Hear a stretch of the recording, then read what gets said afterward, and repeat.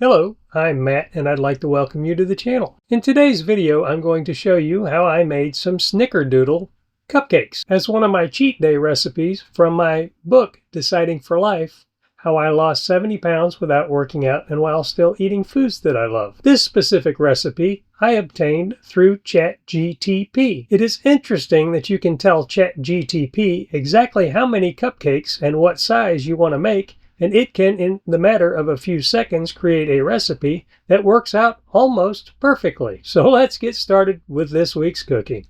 We're going to start with 1 cup of all-purpose flour.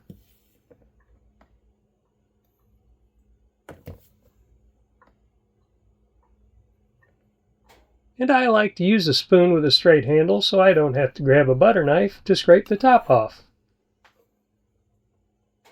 1 teaspoon of baking powder, 1/4 teaspoon of baking soda, 1/2 teaspoon of table salt, 1/2 teaspoon of ground cinnamon.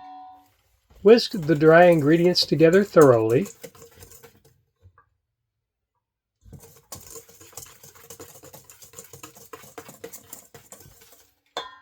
In a separate bowl, we're adding 1/2 cup of granulated sugar, 2 tablespoons of brown sugar. In this case, I'm using light brown sugar. Mix the 2 sugars together.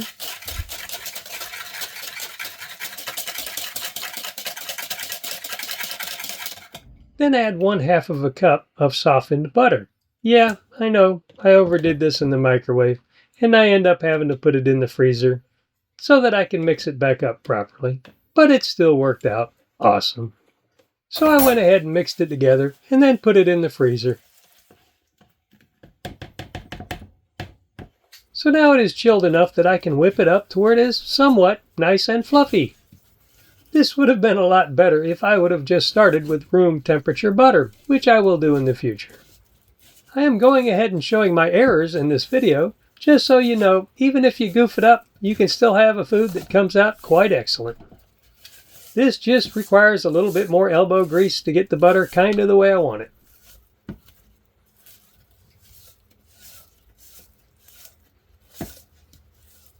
Now I'm adding 1 egg, 1½ teaspoons of vanilla extract,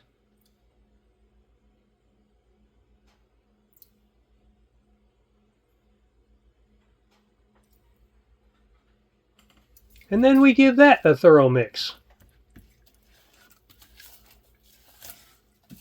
This definitely would have been a lot better if the butter was at room temperature.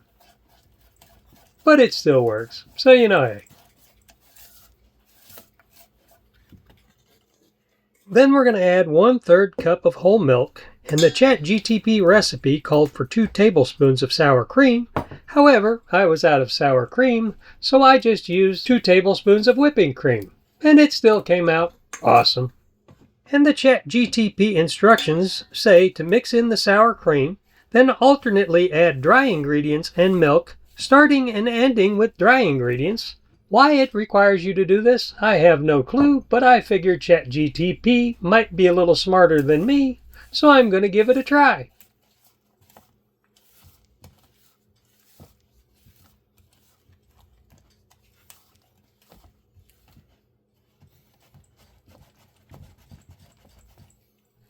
That looks like a good enough mix. Now I'm adding the 6 paper cupcake liners to the pan. This is the neat thing about ChatGPT, because I was able to ask for a recipe specifically for 6 large cupcakes, and it gave me a recipe that worked almost perfectly. The only part of the recipe that didn't come out quite right was the amount of frosting. However, that could kind of be because I'm not used to frosting cupcakes. But it still came out awesome. 1 cupcake just didn't get totally covered, but that's okay. So now I'm dividing the batter equally up between the 6 cupcake paper holders. That looks pretty good. Now I just got to clean up the pan, because if I leave this little bit of batter on there, it will be a pain to get off the pan later. Much easier to do it right now. And then the oven has already been preheated to 350 degrees Fahrenheit.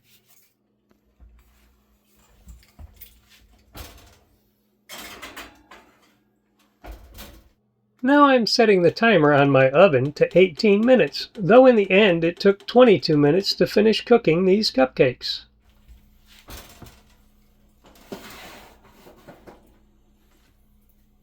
I'm checking the cupcakes with a toothpick, but they're not quite done, so I'm going to rotate them around and let them cook for at least another minute. And I do this several minutes until I get them just right, where the toothpick comes out clean.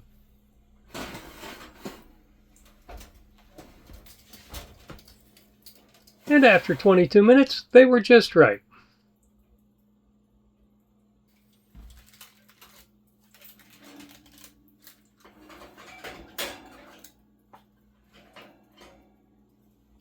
Doesn't that look good?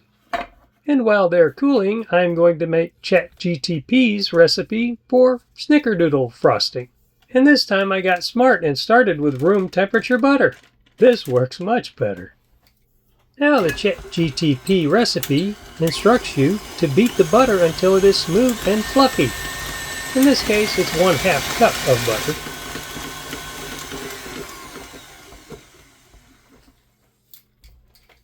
Then we're gradually mixing in 1 cup of powdered sugar with the mixer on low. Now we mix in 1 teaspoon of vanilla extract.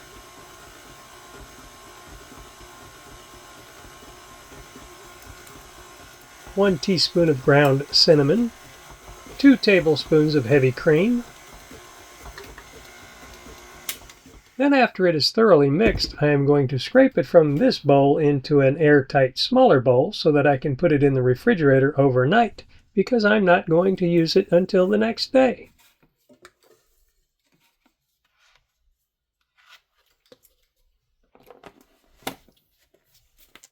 And here is the final result. And boy, did they taste awesome. Yeah, I know, I'm only showing a picture of one of them, but I neglected to get a picture of all 6. And I forgot to turn the camera on while I was piping the icing on. But they sure did taste awesome. My point with these videos is not really to show technique. It's just to inspire others to cook for themselves, because what you cook for yourself, I think, at least in my opinion, and I'm no expert on food, is much healthier than the stuff you buy in the store. And that's part of my idea with Deciding for Life.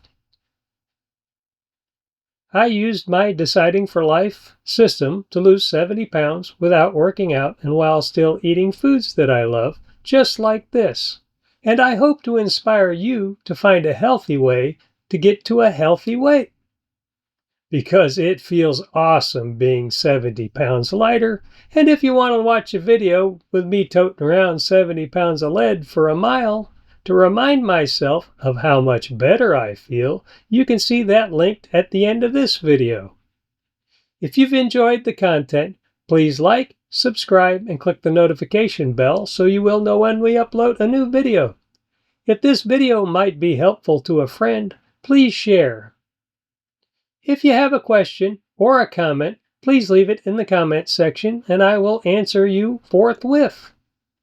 Thanks for watching, and may you have an awesome and healthier and yes, lighter day.